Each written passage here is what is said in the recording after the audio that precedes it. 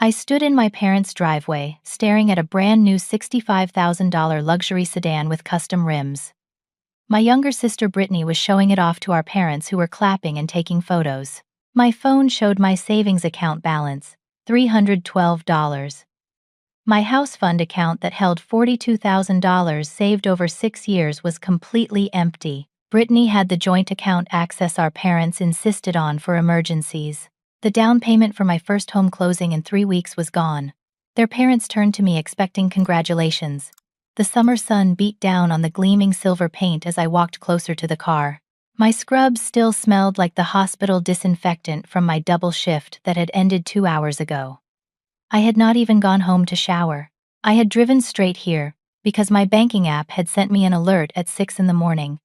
Insufficient funds. I thought it was a glitch. I called the bank during my break. The representative confirmed it. $41,700 withdrawn yesterday afternoon.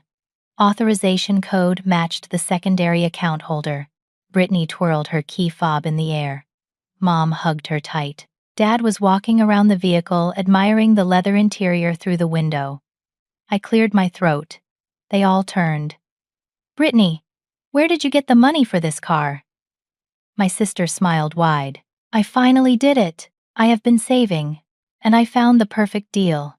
Is it not gorgeous? Answer the question. Where did the money come from? Her smile faltered slightly. I borrowed from our joint account. I was going to tell you. I'll pay it back. My mother stepped forward. Dara, do not start. This is a happy moment. Mom, that account had my house down payment. All of it. I close on my house in 3 weeks. Dad waved his hand dismissively. You can just save again. Your sister needs this more right now. She is starting her career. You already have a place to live. I felt something cold settle in my stomach. I have been saving that money for 6 years. I worked double shifts, overnight shifts, holiday shifts. I lived in a 400-square-foot studio to save every dollar I could.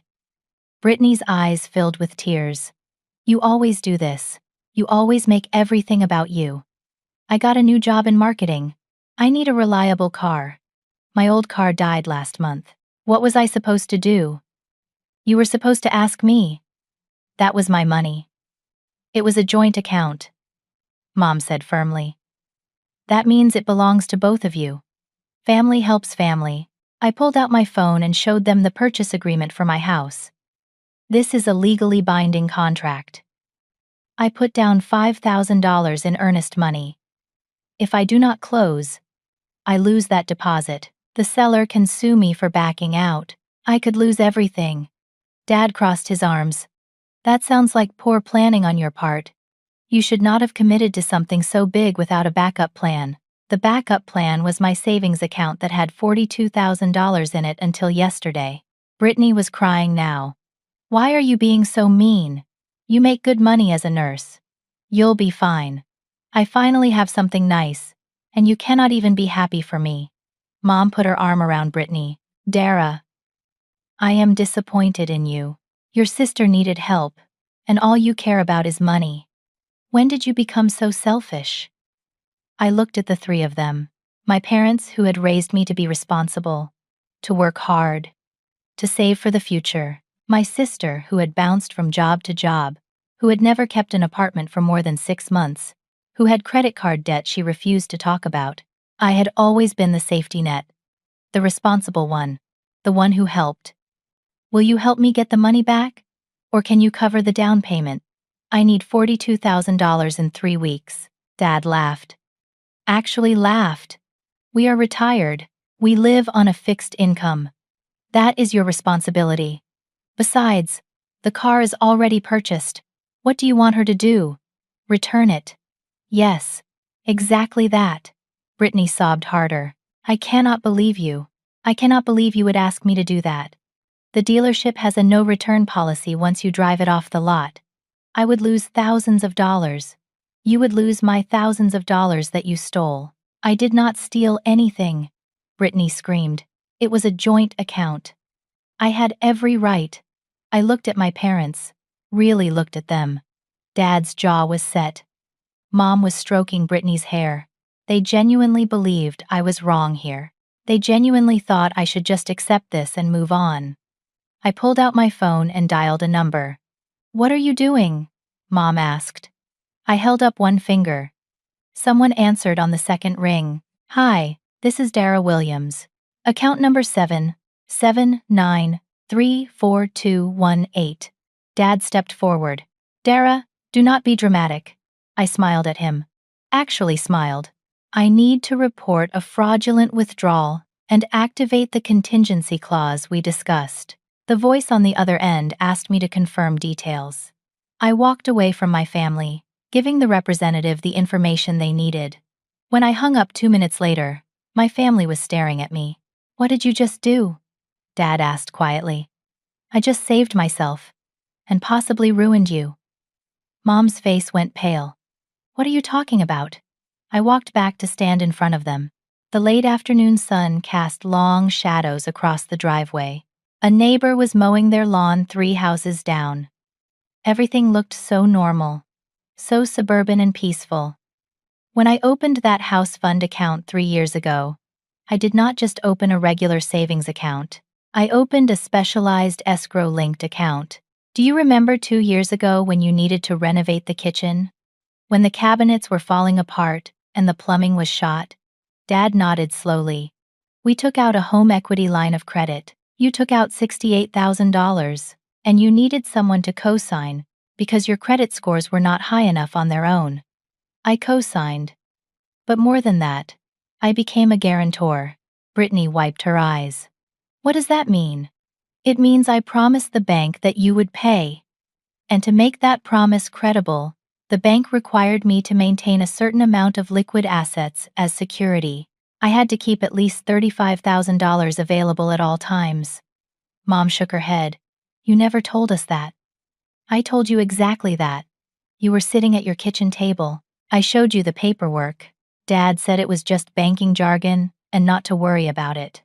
I could see the memory flickering across Dad's face. The recognition. The account that Brittany just emptied was that security account. When the balance drops below the minimum without bank approval, it triggers an automatic review of the entire home equity line. The bank will look at your current financial situation, your ability to pay, and the security guarantees in place. "So what?" Brittany said. "They will see everything is fine." "Is it fine? Do you have $68,000 to pay off that line of credit if they call it due?" The silence was heavy. "That is what I thought," I continued. "The bank now sees that the guarantor, that is me, cannot cover the security requirement. That means the loan is in technical default. They can demand immediate payment of the full balance. If you cannot pay, they can begin foreclosure proceedings on this house." Dad's face had gone from red to white. "You are lying. You are just trying to scare us." I pulled up my email on my phone and turned it to face them. Here is the original loan document. Page 7. Section 12. Guarantor requirements and default clauses. You both signed it. I have your signatures right here. Mom grabbed the phone from my hand and stared at the screen. Her fingers trembled. "Why would you set it up this way?" she whispered. "Because it was the only way the bank would approve your loan. Your credit was not good enough. This was the compromise. And I told you, you did not listen because you did not want to hear complicated things. You just wanted the money for your kitchen." Brittany's voice was small. "Can you just put the money back?" I laughed. It came out harsh and bitter. "With what money? You spent it. It is gone. You have it sitting in your driveway in the form of a rapidly depreciating asset." A car pulled up to the curb. A courier got out with a tablet and an envelope. "Delivery for Dara Williams. That is me." He had me sign. The envelope was from First National Bank. I opened it right there. My hands did not shake, even though my heart was racing. "What is it?" Mom asked. I read through the legal language. It was exactly what I expected. It is a formal notice. As the guarantor, I am being informed that the security account has fallen below the required minimum. I have 72 hours to restore the account balance to at least $35,000. or provide alternative collateral of equal value. If I cannot do either, the entire home equity line becomes due immediately.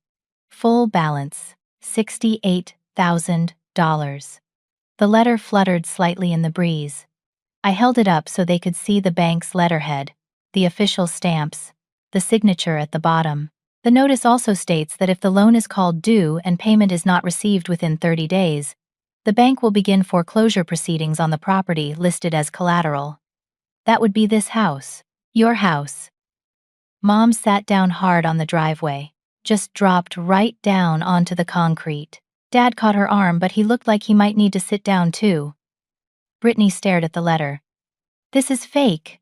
You are making this up to punish me. Call the bank. The number is right there. Ask for the loans department. They will confirm everything. None of them moved. 72 hours. I repeated. That is 3 days. Today is Thursday. By Sunday night, I need to fix this, or you lose your house. Dad found his voice. You fix this. You set this up. You figure it out. I did not spend the money. I did not buy a $65,000 car I cannot afford. I did not violate the account terms. That was Brittany. It was a joint account. Brittany screamed again. I did not know about any of this bank stuff. How was I supposed to know? You could have asked. You could have called me. You could have done anything, except drain the entire account without a single word. Hello. I'm delighted to assist you with our voice services. Choose a voice that resonates with you, and let's begin our creative audio journey together. I am just the person who is not going to fix it for you. Mom looked up. What do you mean you are not going to fix it? You have to. Why? Why do I have to? Because we are your family. I pulled out a chair and sat down across from her. Let me tell you what I know about family. I know that I have worked 60-hour weeks for 6 years to save for a house. I know that I skipped vacations and dinners out and new clothes so I could save every penny. I know that when you needed help with the loan, I helped you even though it put me at risk. I know that when Brittany needed a co-signer for her last apartment, I did it even after she broke the lease on the one before that. I know that I have been the responsible one, the reliable one, the one who always helps. And I know that the one time I need something, the one time I have an emergency, you all turned on me and told me I was selfish. Silence filled the kitchen. Return the car, I said to Brittany. Today. Right now. Get whatever money you can back. It will not be the full amount, but it will be something. No. The word hung in the air. No. I repeated. I am not returning it. I already posted about it on social media. I told everyone at my new job. I drove it to the office today, and they all came out to see it. I cannot take it back now. I would be humiliated. I stared at my sister. She was 26 years old. She had the reasoning skills of a teenager. You would rather our parents lose their house than face embarrassment. They are not going to lose their house. You are going to fix this. You always fix everything. Mom reached across the table for my hand. I pulled away. Dara, honey, maybe you could take out a personal loan, just temporarily, to cover the account and your house down payment. Then Brittany can pay you back over time. A personal loan for $80,000? Do you know what the interest rate on that would be? Do you know what the monthly payments would be? But you make good money, Dad said. You are a nurse. You can afford it. I make $68,000 a year. After taxes, student loans, rent, car payment, insurance, and basic living expenses, I save about $800 a month. That is how it took me 6 years to save $42,000. I cannot afford an $80,000 personal loan. Brittany pushed off from the counter. This is ridiculous. You are being vindictive. You have always been jealous that Mom and Dad love me more. Something inside me snapped. Get out. What? Get out of this house. I cannot look at you right now. This is not your house. You cannot tell me to leave. I stood up. I am 5'9". Brittany is 5'3". I did not mean to be intimidating, but I was too angry to care. Get out. Dad stepped between us. Dara, calm down. Do not tell me to calm down. I have been calm. I have been understanding and patient and helpful for my entire life. I am done. The doorbell rang. We all froze. Mom went to answer it. Through the doorway, I could see my Aunt Carol standing on the porch. Mom's older sister. She lived 20 minutes away, and we only saw her at holidays because Mom and she had some ongoing tension. I heard yelling from the driveway. Aunt Carol said, pushing past Mom. What is going on? Nothing, Mom said quickly. Just a family discussion. Aunt Carol looked around the kitchen. She saw my face, Brittany's tears, Dad's aggressive stance, Mom's panic. Dara, are you okay? No, I am really not. I told her everything, the whole story. I know this new marketing position is your third chance this year. I know you maxed out a credit card last month buying clothes and going to bars. I know you told your friends you were going to get money from your sister to buy this car. I heard you at Christmas. You called her the family ATM. My stomach dropped. What? Aunt Carol's voice softened as she looked at me. I have been watching this for years, honey. I tried to tell your mother. She did not want to hear it. You are just bitter and jealous, Mom snapped. You always have been. Bitter about what? I am bitter that I have to watch my niece get exploited by her own family. Dad stepped forward. I think you should leave. I am not going anywhere. Dara, do you want me to stay? I nodded. I could not find words. Aunt Carol pulled out her phone. Leave Dara alone. All of you. She did not create this problem, and she does not have to fix it. She was texting someone. Dad started arguing with her. Mom was crying again. Brittany had disappeared, probably to the bathroom. My phone rang. I looked at the screen. It was the title company handling my house purchase. I answered. Miss Williams, this is Janet from Coastal Title. I am calling about your closing scheduled for the 18th. Yes, we have received some concerning information. The seller has been contacted by someone who claims there is an issue with your financing. They are threatening to back out of the sale entirely and keep your earnest deposit. My blood went cold. Who contacted them? I am not at liberty to say, but I need to inform you that you have 48 hours to provide proof of funding, or the seller will move forward with the backup offer. If that happens, you will forfeit your $5,000 deposit and potentially face breach of contract litigation. 48 hours. Yes. I am sorry. I know this is difficult. I hung up and looked around the kitchen, at my family tearing each other apart, at the beautiful renovations that were about to cost them their home, at my aunt who was the only person taking my side. The seller of my house knows about the account, I said quietly. Someone told them, they are giving me 2 days to prove I have funding, or they are backing out. I will lose my deposit. I will lose the house. My credit will be destroyed. I will not be able to buy another house for years. Everyone stopped talking. Who would tell them? Mom asked. I looked at Brittany, who had just come back into the room. She would not meet my eyes. Brittany, I did not mean for that to happen. I just told Taylor. She must have said something to someone. Taylor, who works at the real estate office where the seller's agent works. Brittany's silence was confirmation enough. I felt something break inside me. Not my heart, something deeper, some fundamental belief about who my family was and what they meant to me. I am leaving now. I need to think.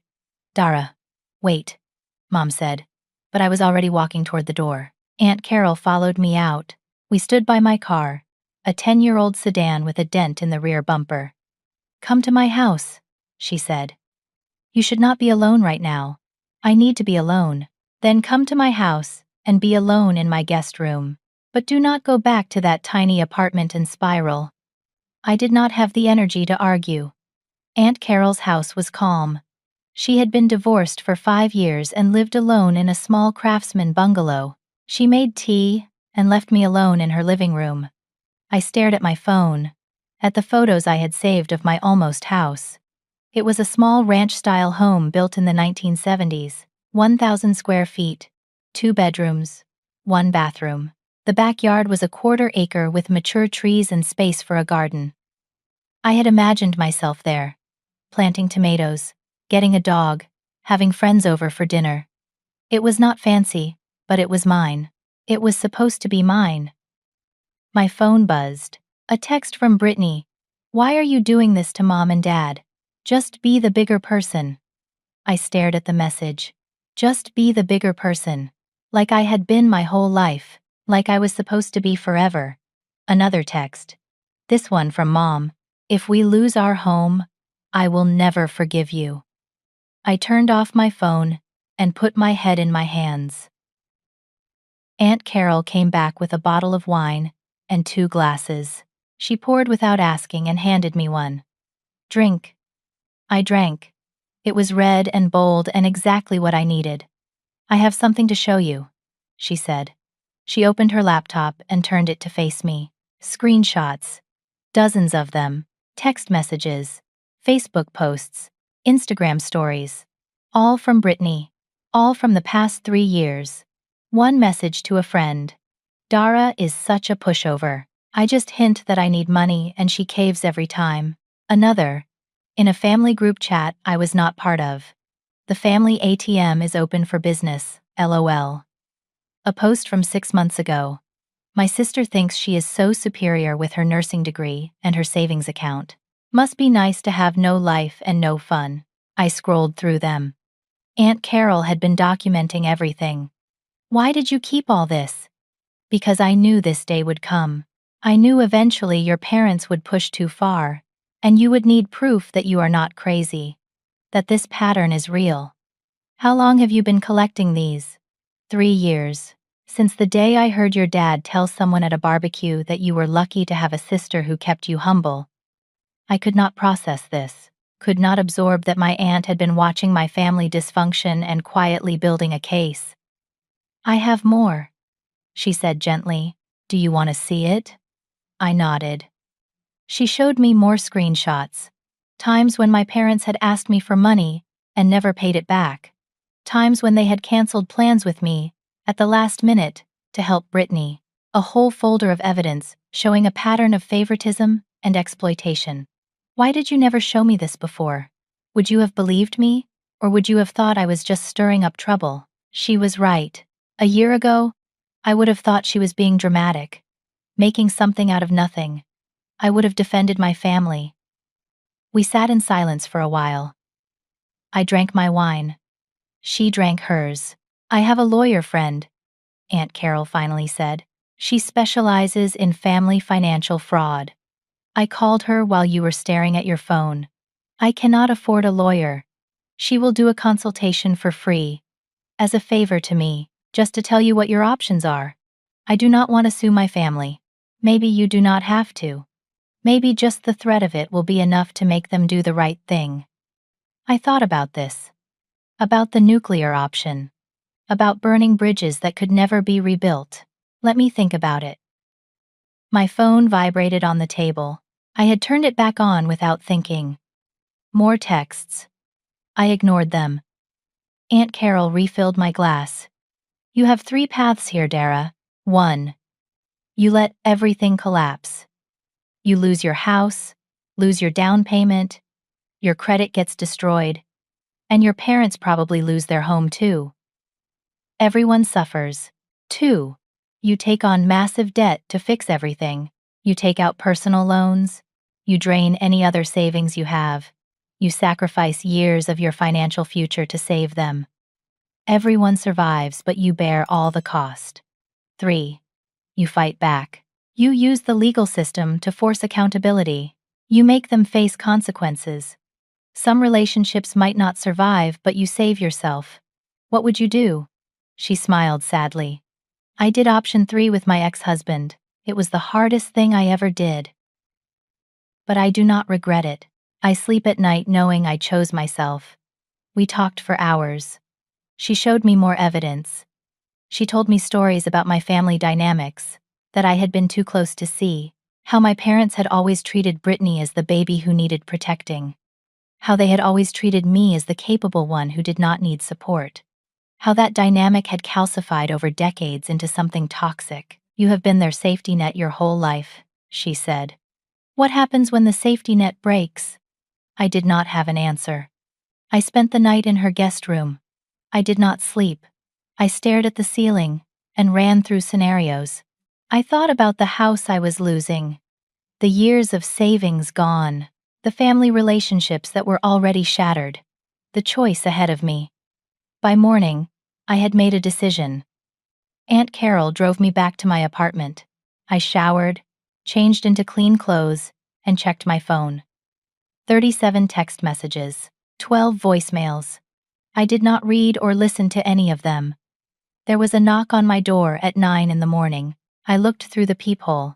My parents and Brittany stood in the hallway. I opened the door. They came in without being invited. Dad was holding papers. "We have a solution," he said. He handed me the papers. It was a typed agreement. I read through it quickly. Party A, Dara Williams, agrees to assume financial responsibility for restoring the security account to the required minimum balance of $35,000. Party A agrees to secure funding through personal loan or other means to ensure Party B and Party C, Robert and Linda Williams, do not face foreclosure proceedings. Party A agrees not to pursue legal action against Party D, Brittany Williams, for the withdrawal of funds. In exchange, Party D agrees to make monthly payments of $200 to Party A for an indefinite period until the full amount is repaid. All parties agree this resolution is made in good faith and in the interest of family harmony.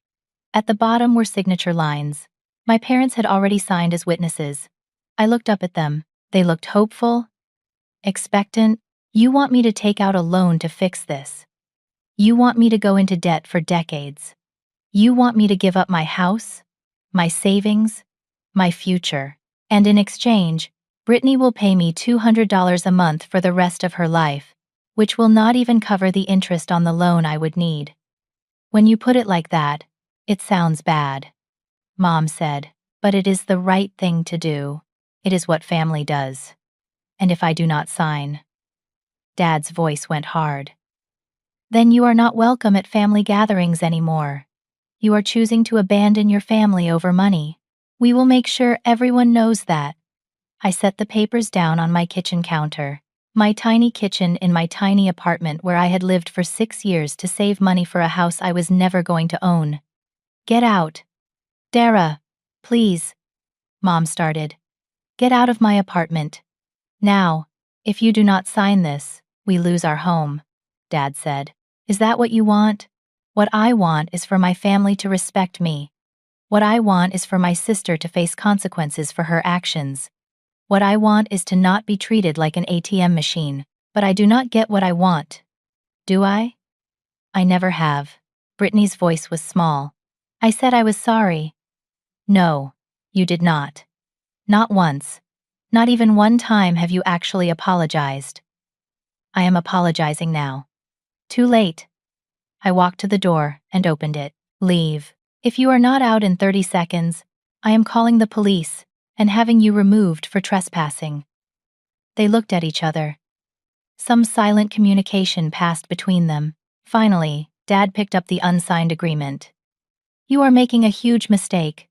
I have made a lot of mistakes. This is not one of them." They left. Mom was crying. Dad was furious. Brittany looked scared for the first time. When the door closed, I locked it and leaned against it. My hands were shaking. My heart was racing. But I felt something else too. Something I had not felt in years. I felt free. I called the lawyer Aunt Carol had told me about. Her name was Patricia Mooney, and she agreed to see me that afternoon. Her office was in a professional building downtown. She was in her 50s, sharp-eyed, with an air of someone who had seen every family drama imaginable. I told her everything. She took notes. When I finished, she leaned back in her chair. "You have a strong case for several things. Unauthorized use of funds with knowledge of harm, identity theft if they opened credit cards in your name, breach of fiduciary duty. The joint account complicates things, but the intent and the damage are clear. What are my options?" You can file a police report for the credit card fraud. That is criminal. You can file a civil suit for the funds that were taken. You can demand they return the car and pay restitution. You can remove yourself from their loan guarantee, which will trigger the default clause you mentioned. Or you can do all of the above. If I do that, my sister could face criminal charges. Yes. My parents could lose their house. Also yes. I stared at the legal pad in front of me. I had doodled a little house in the corner without realizing it. Is there any way to fix this without destroying everyone? Patricia leaned forward. Let me be very clear with you, Dara. You did not destroy anything. They did. Your sister stole from you. Your parents enabled it. They are now trying to manipulate you into fixing their mistakes. You, setting boundaries and protecting yourself, is not destruction.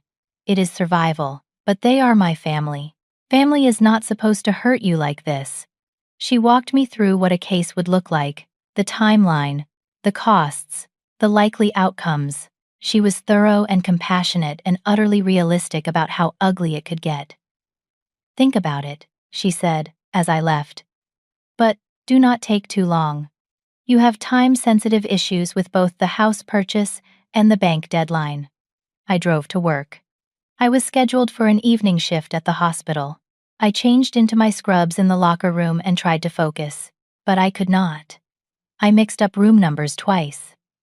I nearly gave the wrong medication to a patient before another nurse caught it. During my dinner break, I sat in the break room with my head in my hands. Rough day. I looked up.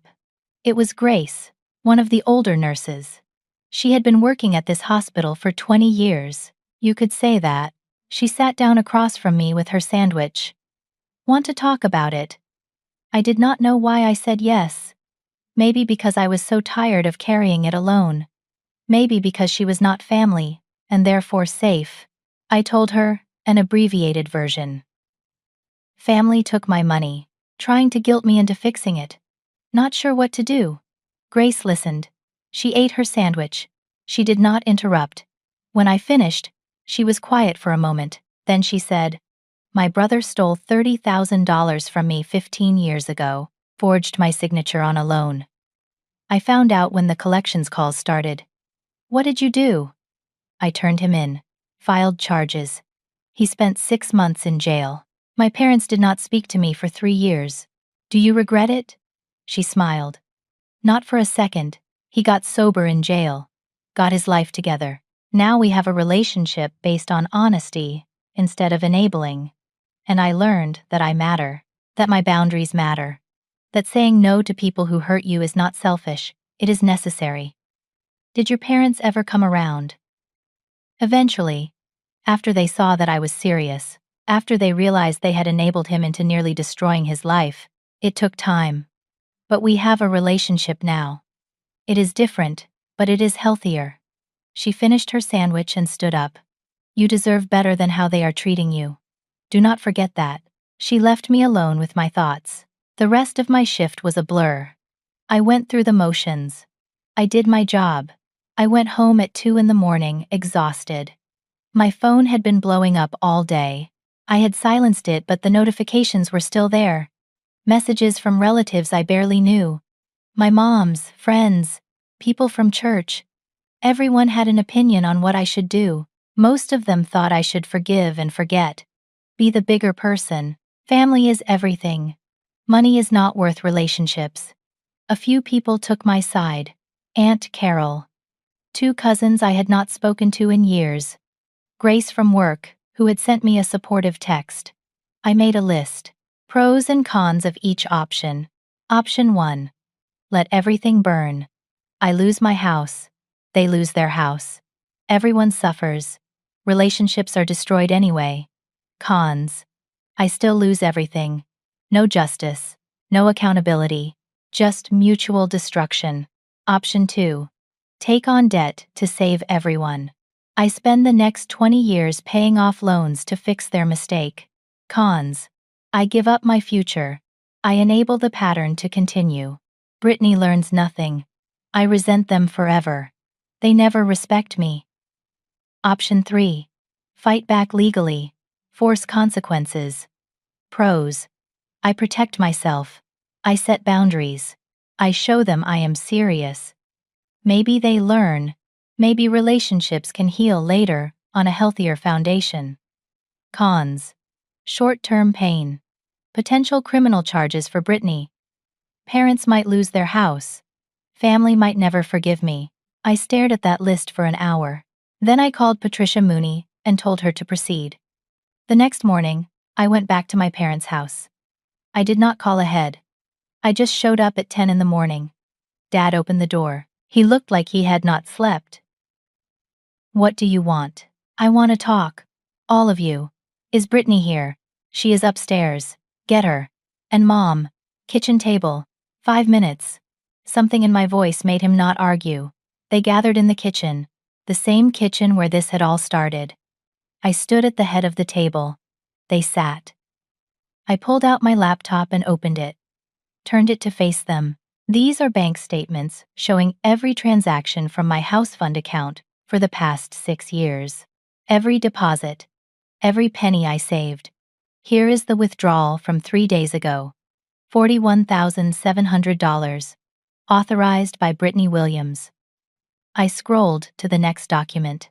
These are the loan documents for your home equity line of credit. Page 7. Section 12.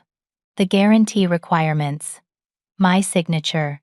Your signatures. The terms that you agreed to. Next document.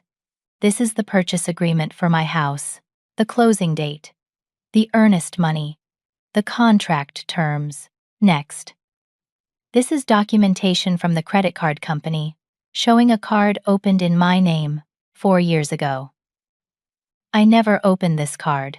I never authorized anyone to use it. But it has been used extensively in the past 6 months. $12,000 in charges, all made by someone who is not me. Brittany's face went white. I have screenshots of text messages where Brittany refers to me as the family ATM, where she jokes about manipulating me, where she plans to take my money to buy this car. I have witness statements from family members who have observed this pattern of behavior for years. I closed the laptop. Here is what is going to happen. You have 3 options. Option 1. Brittany returns the car today. She takes whatever loss she has to take. She gets whatever money she can back. You find a way to cover the rest, to restore my account. You refinance your home equity line to remove me as guarantor. You pay me back for the credit card fraud. You do all of this within 48 hours. Silence. Option 2. I file police reports and civil suits. Brittany faces criminal charges for identity theft and fraud. You face potential foreclosure. I pursue every legal remedy available to me. This gets ugly. Lawyers get involved. Family relationships are permanently destroyed. More silence. Option 3. We do nothing. The bank forecloses on your house. I lose my house. We all suffer. Nobody wins. Dad found his voice. You would not really do option 2. You are just trying to scare us. I pulled out my phone and showed them a photo. It was a stamped and filed police report. I had filed it that morning before coming here. I already started. This is the fraud report for the credit card. It is official. The investigation is open. If I do not withdraw it within 72 hours, it proceeds automatically. Mom's hands were shaking. Dara, please, you cannot do this to your sister.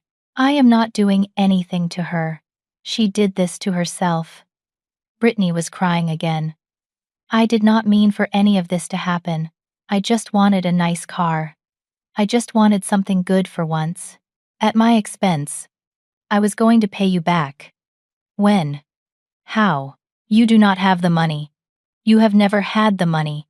You have never paid me back for anything. Dad stood up. This is blackmail. No, this is accountability. This is what happens when you steal from someone and they decide to stop letting you. We are your family. Then act like it. Act like people who care about me. Act like my well-being matters. Act like I am more than just a source of money. My voice echoed in the kitchen. I had not meant to yell. 48 hours. I said more quietly. That is what you have. Make your choice. I walked toward the door.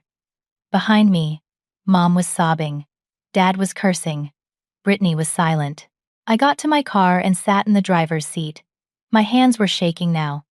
Adrenaline was flooding my system. My phone rang. Unknown number. I almost did not answer. Miss Williams? This is Janet from Coastal Title. I am calling with some unexpected news. My heart sank. They backed out. No, actually. The opposite. Your mortgage lender called us this morning. They have reviewed your situation, and they are willing to offer you alternative financing that does not require the full down payment up front. What? They have approved a structure that uses your employment history and credit score as primary qualification factors. You would need to put down $15,000 instead of $42,000. The interest rate would be slightly higher, but you could still close on time. I could not breathe. How is that possible? They said you contacted them about the fraud case, and they decided to work with you. They were impressed with your financial responsibility and communication. But there is one condition. What? You need to formally press charges to document the fraud. They need official documentation that you were a victim of theft, not someone who mismanaged funds. And you need to remove yourself from your parents' loan guarantee immediately. They will not approve the new financing if you remain obligated to that debt. If I remove myself from the guarantee, my parents will have to pay off the full balance or find another guarantor within 30 days. Yes, that is correct. I sat in my car staring at my parents' house, at the home they might lose because of a choice I had to make. How long do I have to decide? They need an answer by end of business today. If you agree to the terms, they will send over new loan documents tonight. You could still close on schedule. I will call you back in an hour. I hung up and called Aunt Carol. Aunt Carol met me at a coffee shop. I told her about the mortgage lender's offer. So you can get your house. But your parents will lose theirs. Unless they can find another way. Pay off the balance. Refinance without me. Find another guarantor. Can they do any of those things? I do not know. We sat with our coffee. The shop was busy with the lunch rush. People laughed at nearby tables. Everything felt surreal. What do you want to do? Aunt Carol asked. I want my house. I want to not feel guilty about wanting my house. Then take it. Accept the offer. And if my parents lose everything, then they lose everything. Dara, you did not cause this. Brittany caused this.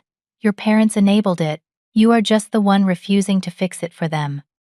My phone was buzzing constantly. I had put it on silent, but I could feel it vibrating against the table. Check it, Aunt Carol said. It might be important. I looked. Text messages from extended family. My mom's cousin. My dad's brother. People I had not heard from in years. Most of them had heard some version of the story. Most of them had opinions. Uncle David. Your mother is beside herself. How can you do this to her? Cousin Jennifer. I heard what Brittany did. Good for you for standing up for yourself. Great, Aunt Martha. Family forgives. This is not what we do. Cousin Aaron. Brittany has been pulling this stuff for years. About time someone called her out. On and on. The family was splitting into camps. Then a text from someone unexpected. Pastor Michael from my parents' church. Dara. Your mother called me. Can we talk? Not to judge, just to listen. I called him. He answered on the first ring. Thank you for calling back. My mom probably told you I am destroying the family. She told me there is a conflict over money and housing. She is very upset. I gave him the short version. He listened without interrupting. When I finished, there was a long pause. Dara, I am going to tell you something I probably should not. Your parents came to me 6 months ago for financial counseling. They are in significant debt beyond the home equity line. Credit cards, personal loans, medical bills. They have been using money from one source to pay another. I tried to help them create a budget and a plan. They attended 2 sessions and then stopped coming. They never told me any of this. They were ashamed, and they were convinced that things would work out somehow. I am not telling you this to guilt you. I am telling you so you understand that this situation is bigger than just the house fund. This has been building for a long time. What should I do? I cannot tell you that. But I can tell you that enabling someone's destructive behavior is not love. Real love sometimes requires tough boundaries. I will pray for your family, all of you. After I hung up, Aunt Carol looked at me. What did he say? I told her. So your parents are in worse shape than anyone knew. And they were counting on you to bail them out. Again. It seems that way. Dara, you cannot save them. Even if you wanted to. Even if you sacrificed everything. It would not be enough. They need to save themselves. I knew she was right. I called Janet at the title company and accepted the mortgage lender's offer. I agreed to press charges and remove myself from the guarantee. She said she would send the paperwork over immediately. Then I called Patricia Mooney and told her to move forward with everything. Are you sure? She asked. I am sure. I went home to my apartment. I needed to work another shift that night. I tried to sleep for a few hours but could not. My doorbell rang at 4 in the afternoon. I looked through the peephole, expecting my parents. It was Brittany, alone. I almost did not open the door, but something in her face made me. She was not wearing makeup. Her eyes were red from crying. She looked smaller than I had ever seen her. Can I come in? I stepped aside. She sat on my couch. I sat in the chair across from her. I returned the car, she said quietly. What? This morning. I drove it back to the dealership. They gave me $27,000. I lost $38,000 in the depreciation and fees. They expect you to be perfect, to always have your life together, to always fix everything. And I get to be the mess, the one they rescue. It is not better, Dara. It is just a different kind of prison. I had never heard my sister talk like this, with this much self-awareness. How did you get this money back? You said the dealership had a no-return policy. I told them the truth. That I had stolen money from my sister to buy the car, that she was pressing charges. That I needed to make it right. The manager felt sorry for me. Or maybe he was worried about being implicated in a fraud case. Either way, he took the car back. She wiped her face with the back of her hand. I posted on social media that I had to return the car due to a family emergency. I am humiliated. Everyone at work knows. But that is what I deserve. We sat in silence. What about the credit card? I asked. I maxed it out. I do not have that money. I spent it on clothes and dinners and trips. I was trying to impress people at my new job, trying to look successful. You committed identity theft. I know. If you want to press charges for that too. I understand. The investigation is already open. I know. Mom told me. She stood up. I am not asking you to drop it. I am not asking you to forgive me. I am just trying to do one thing right. Here is the money I can give back. It is not enough, but it is what I have. She walked to the door and then turned back. For what it is worth, I think you should take the house. I think you should save yourself, because if you do not, we will drag you down with us, and you do not deserve that. She left. I sat, holding the check. $27,000, combined with the $15,000 the mortgage lender was now requiring. I could close on my house and have $12,000 left over, not enough to restore the full security account, but enough to show good faith to the bank. My phone rang. It was my father. I answered. Brittany told us what she did, he said. His voice was rough. About the car? Yes. Your mother and I have been talking. We made some calls. We are going to sell the house. What? We are listing it tomorrow. We found a real estate agent who specializes in quick sales. She thinks we can get an offer within a week if we price it right. We will pay off the home equity line, pay back what we owe you, and split what is left. We will downsize to a condo or an apartment. I could not believe what I was hearing. Dad, you do not have to do that. Yes, we do. This is our mess. We made it. We need to clean it up. But that house is your home.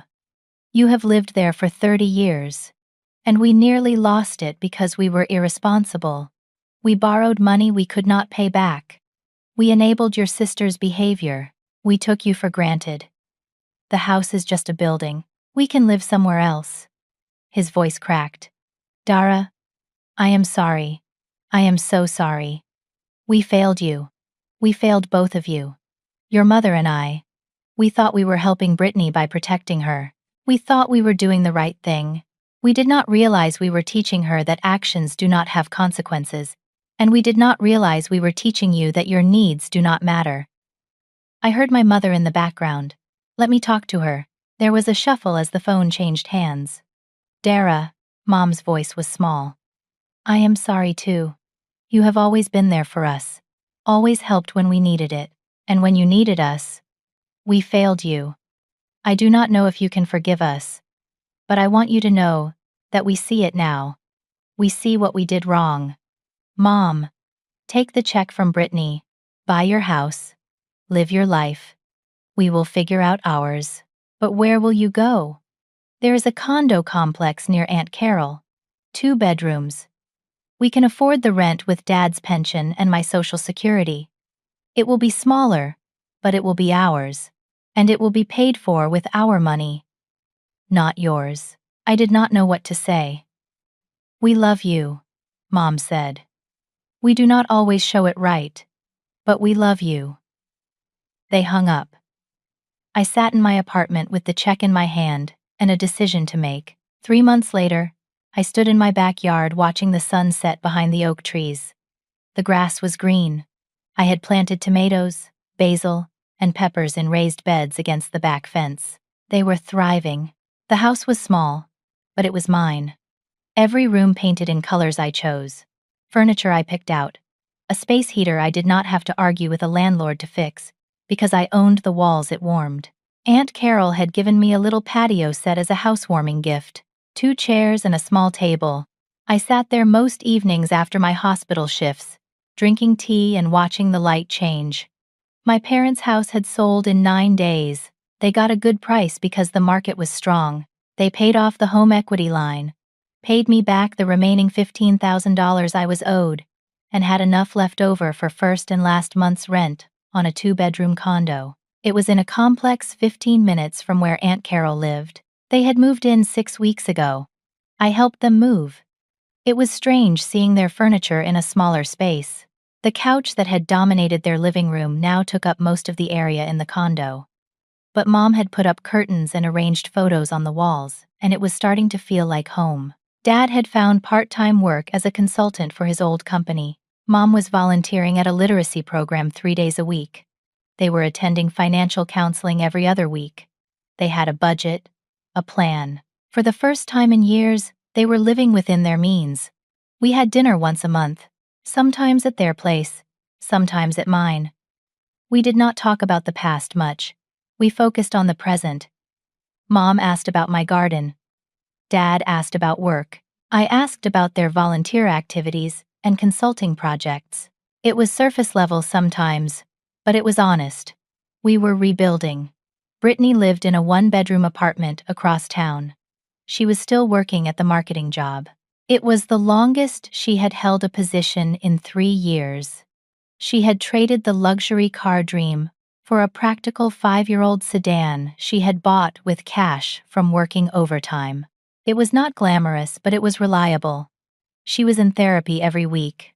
She had joined a financial literacy class at the community center. She was on a payment plan to pay me back the remaining $15,000 she owed. $400 a month. She had not missed a payment yet. We met for coffee every other Saturday. It was Brittany's idea. At first, it was awkward. We did not know how to talk to each other outside of crisis.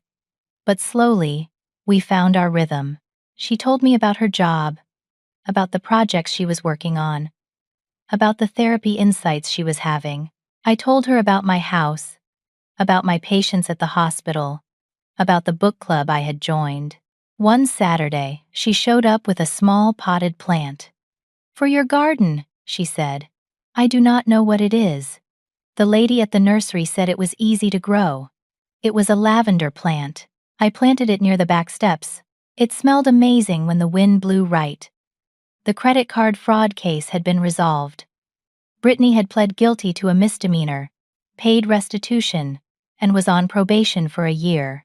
It would be on her record, but the prosecutor had been lenient given her cooperation and genuine remorse. She had to attend financial counseling as part of her probation. She went to every session. My credit score had recovered. The fraudulent card was removed from my record. The mortgage company had approved me for a slightly better interest rate after 6 months of on-time payments. Small victories. Aunt Carol visited often. We had Sunday brunch every week. She had become the mother figure I needed. Someone who saw me clearly and loved me anyway. Someone who had supported me through the hardest thing I had ever done. Extended family had mostly come around. Some relatives still thought I had been too harsh. They did not understand why I had not just forgiven and moved on. But most people, once they heard the full story, agreed I had done the right thing. Uncle David had apologized. He said he had not known the whole situation. He had heard Mom's version and reacted without thinking. He sent me a card on my birthday with a note that said, "Proud of you for standing your ground." I was dating someone. His name was Marcus. He was a teacher at the middle school, 3 blocks from the hospital. We had met through a friend at a barbecue. He had kind eyes and a patient smile. He respected my boundaries. He listened when I talked about my family. He did not try to fix anything, just held space for me to feel what I felt. We had been seeing each other for 2 months. It was slow and careful and good. He had come over last week and helped me plant the tomatoes. We had dirt under our fingernails and laughed at my terrible jokes. It felt easy. My house was not big. It was not fancy. But it was mine. When I came home after a 12-hour shift, I walked through the front door and felt peace. No landlord could kick me out. No family member could take it from me. I had fought for this space and won. I had learned things I never wanted to learn. That love does not always look like support. That helping someone can sometimes hurt them. That boundaries are not walls, they are foundations. That saying no to people who harm you is not cruelty. It is survival. I had learned that family is complicated, that you can love people and still refuse to let them destroy you. That sometimes the kindest thing you can do is step back and let people face the consequences of their choices. That real change only happens when people have to change, not when someone else fixes everything for them. I had learned that I mattered. That my dreams and goals and needs were just as important as anyone else's. That being the responsible one did not mean being the one who carried everyone else's burdens. That I could be generous without being a doormat. That I could be kind without being a martyr. The relationships were different now. Less close in some ways, but healthier. We did not pretend everything was perfect. We acknowledged the pain. We worked on rebuilding trust, slowly, carefully, with clear boundaries in place. Dad had said something at dinner last month that stuck with me. I thought being a good father meant protecting my kids from consequences. I did not realize I was just teaching them that their actions did not matter. I wish I had figured that out 30 years ago, Mom had added. We were so afraid of losing Brittany if we pushed her too hard. We did not realize we were losing both of you in different ways. It was not a perfect resolution. There were still hard days, still moments when I felt angry about the years I had spent being the family fixer. Still times when I mourned the relationship I had thought we had versus the reality of what it was. But I was healing. We were all healing. Brittany had said something during one of our coffee meetings that surprised me.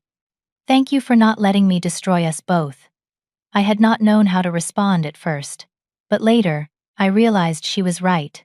If I had given in, if I had taken on debt to fix everything, if I had continued the pattern, we would both be drowning. I would resent her forever. She would never grow up. Our parents would continue their enabling. The dysfunction would have continued for another decade. By refusing to save everyone, I had actually given us all a chance to save ourselves. The The sun was setting lower now. The sky had turned orange and pink. My tomato plants cast long shadows across the grass. I heard a car door. Marcus was coming over for dinner. We were going to grill chicken and eat on the patio. I looked at my little house with its chipping paint, an outdated bathroom and small rooms. I looked at my garden with its hopeful green shoots. I looked at the life I had built by refusing to sacrifice myself. I thought about the girl I had been 6 months ago. The one who would have given in, who would have taken the loan and given up the house and spent decades paying for other people's mistakes. The one who believed that being good meant being selfless. That family meant unconditional sacrifice. I was not that girl anymore.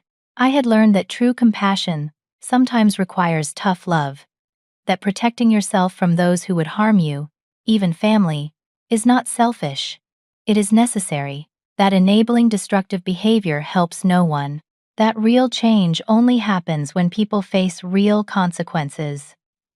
I had learned that the most loving thing you can do is refuse to participate in your own destruction, that boundaries are not walls, they are bridges to healthier relationships, that you cannot save people who will not save themselves, but you can save yourself and show them what accountability looks like.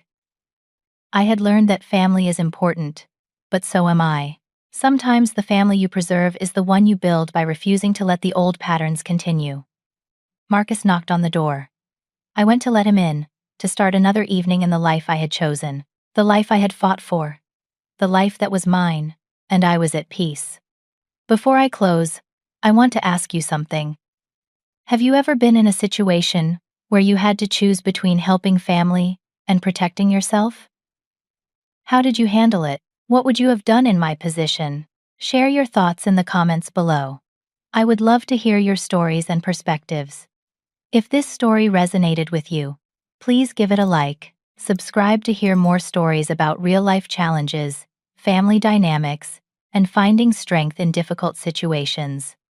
And if you know someone who might benefit from hearing this, please share it with them. Sometimes, we all need to be reminded that choosing ourselves is not selfish, it is necessary. Thank you for listening to my story. I hope it brought you some comfort, some understanding, or at least some food for thought. Remember, you matter, your boundaries matter, your dreams matter. Do not let anyone, not even family, convince you otherwise. Take care of yourselves out there. Until next time.